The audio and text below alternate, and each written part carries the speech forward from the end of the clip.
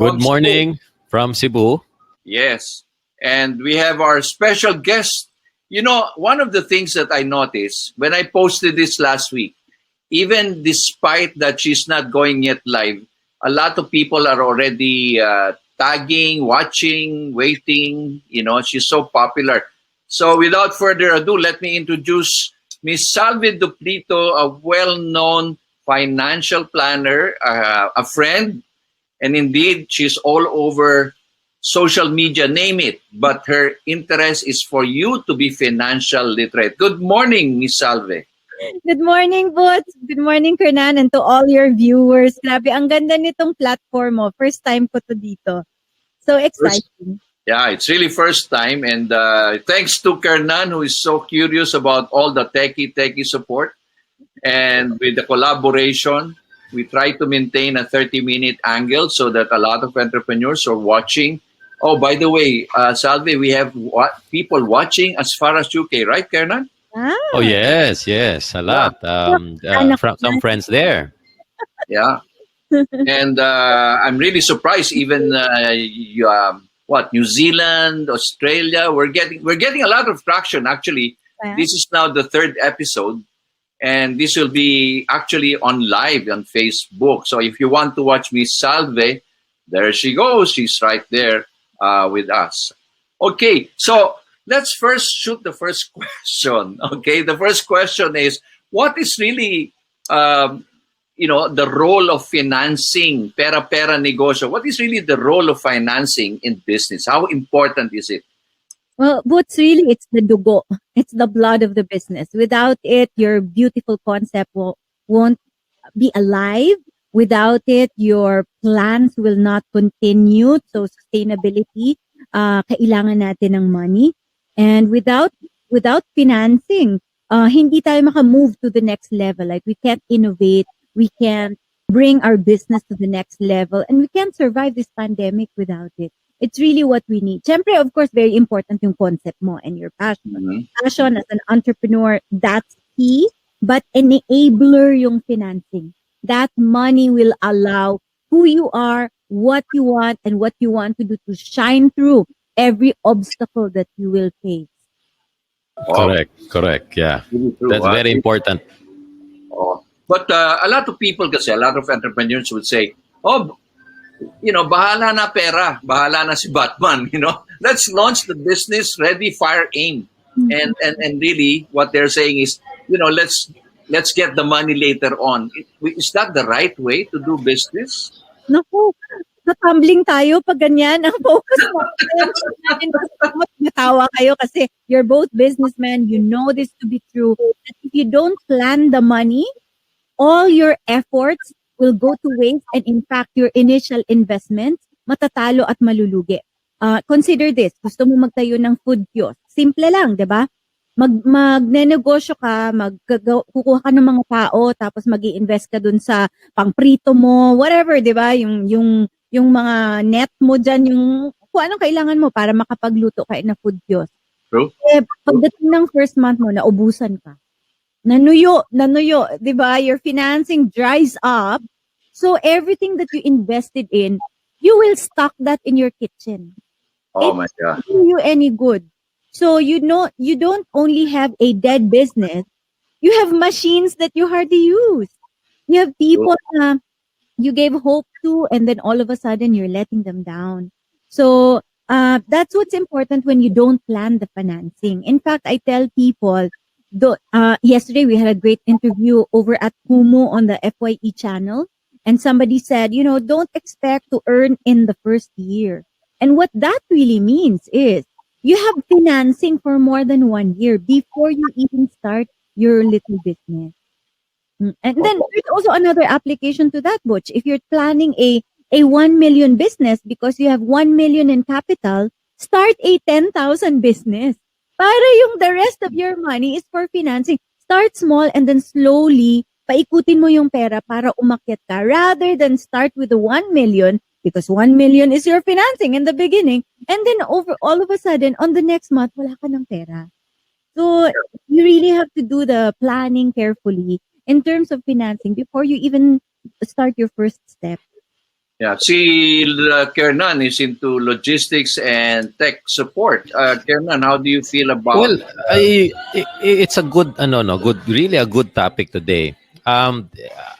Today marami ng information tayong nakukuha na where to get money, sinong pwede nating lapitan.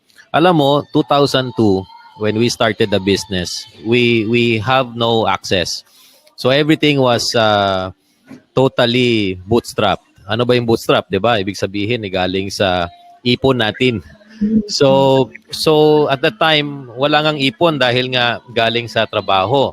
So ang pera. So sideline ang trabaho, ang negosyo. Racket So, ang doon, racket. yes, racket. Ang kailangan talaga natin really is having access to financial pera, no? Capital para sa negosyo. Not everybody are lucky na kapag nagtayo tayo ng negosyo, we earn immediately, no, a lot of money to finance the business. No? So we're lucky na to have this topic today. And later on, I'll tell some secrets also on where to have access to money. Oh, wow. Of course kay Ma'am Salve din. Actually, I'm really excited nga to know ano yung pwede nating gawin, no, for our viewers as well to really understand. But this pandemic, what did you see? What's the reaction of Filipino? Did we learn what all about this financial literacy, financial planning? What did you see? Was there really a development or an improvement, Salve? I think maganda i-connect sa entrepreneurship yung financial literacy because Boots and Fernan, I still believe that 20 years from now, the biggest business owners in the country are those who started their business today. Mm-hmm. That's because this is one of the most difficult periods in the history of mankind. And if you are able to survive today, you will survive anything. And you will be able to innovate moving forward. Kaya ang daming mga entrepreneurs na nabuhay ngayon. Parang you planted the seeds before dahil nag-financial literacy tayo, nag-i-inspire tayo ng mga tao. And then all of a sudden, yung mga information na yun, umusbong nung past year. So I know that this is a dark time, but tingnan natin yung maliliit na negosyante. Ang dami niyan. Ikaw, Boots, alam mo yan mga nagsimula yun, ni-mentor mo na lang. Di ba? Yeah. Sila talaga umuusbong and you know that every day, paggising nila, may bagong challenge pero hindi talaga sila nag-give up. So I think financial literacy has improved over the last, 25 years ko na itong ginagawa. But minsan iniisip ko talaga, does it really matter? Am I making a difference? Pero noon medyo nakikita ko kahit paunti-unti, meron na talaga mga natututo, marami tayong nakukuhang messages na if not because of you or not because of the things I've learned, but I always tell them, isa lang yun, parang ako lang nagbibigay. Pero kung hindi kayo ready and willing to accept all of these lessons, wala din talaga mangyayari. And I think to their credit, Boots and Kernan, nag-i-improve na ang ating mga kababayan. Maybe 1 in 10, pero that's still 1 in 10. At least hindi tayo 0, di ba?